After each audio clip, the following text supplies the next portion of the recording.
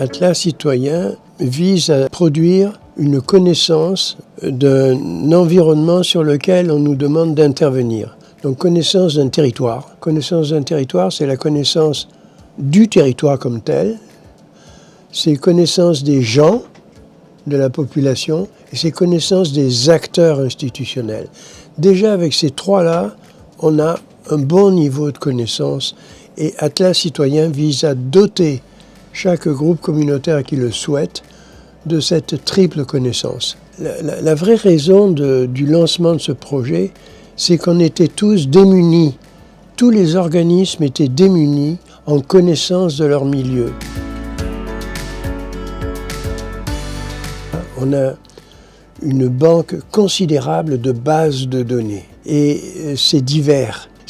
Un cerveau n'arrive pas facilement à manipuler ça. Donc on a trouvé des outils pour à la fois automatiser des analyses et des productions de graphiques, d'images qui illustrent une réalité.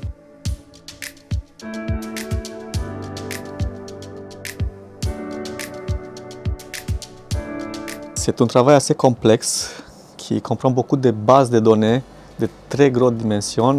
C'est un gros défi, mais on arrive à produire des rapports pour plus de 500 000 géographies du Québec et même du Canada.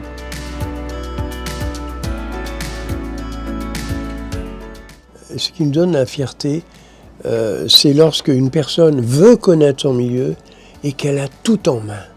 Elle a la possibilité de faire un tableau de bord formidable sur sa population, son évolution dans le temps, les acteurs qui interviennent dans un territoire, les caractéristiques de la jeunesse, les origines des personnes, les niveaux de diplomation, les niveaux de revenus, les occupations des gens qui sont dans un territoire. En général, personne ne le sait. Pour le savoir, il faut faire une étude qui est assez longue et pénible.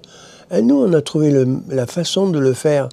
Ça nous prend beaucoup de temps, mais pour les gens qui reçoivent le travail, ils ont tout sur un plateau d'argent, ils ont un trésor de connaissances. Tout le monde qui fait de l'administration, tout le monde qui travaille dans la politique et bien sûr aussi les jeunes.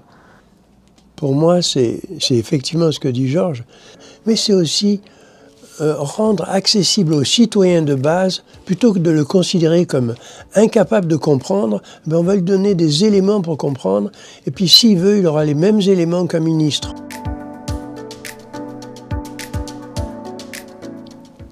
C'est moi qui ai un exemple très marquant, comment faire les gens s'impliquer. C'est moi l'exemple, parce que moi j'ai fait un stage ici, un stage de pratique, et comme ça je me suis impliqué dans le travail. C'est comme ça que j'ai commencé la collaboration avec Jean. C'est comme ça que je suis arrivé ici. Et avant moi et après moi, on utilise toujours les stagiaires qui ont un peu de connaissances, des autres on fait un peu de mentorat avec eux, on les montre comment le faire pour nous aider, pour s'impliquer, pour ramasser des données, et ce sont toujours les jeunes.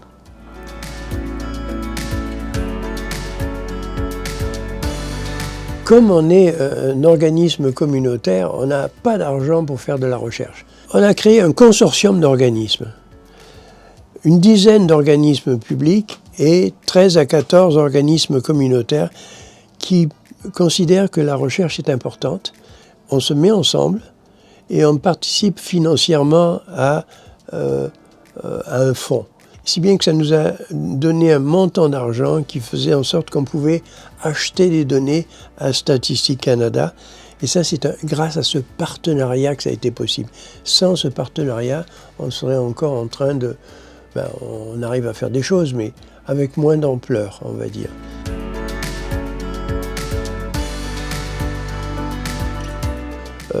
Lorsqu'on négocie avec le gouvernement, avec tel ministère, du fédéral, du provincial, c'est très important de connaître son milieu. Pourquoi ? D'abord parce qu'on sait qu'ils ne connaissent pas le milieu dans lequel on travaille et que nous, si on n'a pas fait le travail, on va dire n'importe quoi.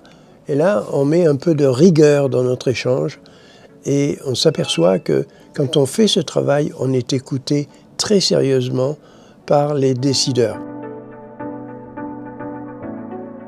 Nous, on a une ambition, c'est de doter l'ensemble des organismes d'une excellente connaissance de leur milieu.